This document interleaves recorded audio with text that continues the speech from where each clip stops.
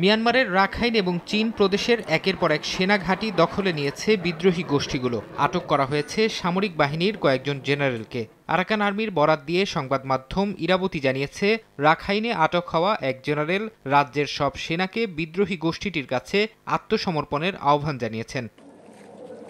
মিয়ানমারের উত্তরাঞ্চলীয় প্রদেশ ও চীন সীমান্তবর্তী কাচিন রাজ্যেও শক্ত অবস্থানে আছে বিদ্রোহী গোষ্ঠীগুলো। ইরাবতীর খবর, রাজ্যের মানসি শহর থেকে পালিয়েছেন জান্তা ব্যাটালিয়নের এক কমান্ডার। প্রতিবেদনে বলা হয়, জান্তার ৩১৯ ও ৬০১ পদাতিক ব্যাটালিয়ন এবং ৫২৩ আর্টিলারি ব্যাটালিয়ন বর্তমানে শহরটিতে অবস্থান করছে। কাচিন ইন্ডিপেন্ডেন্স আর্মি কেআই এর বরাতে সংবাদ মাধ্যমটি এ তথ্য জানায়। ৩১৯ ব্যাটালিয়নের কমান্ডার পালিয়ে গেলেও শহরটিতে বিদ্রোহী গোষ্ঠীটির সঙ্গে সেনাদের ব্যাপক সংঘর্ষ হচ্ছে বলে জানানো হয়।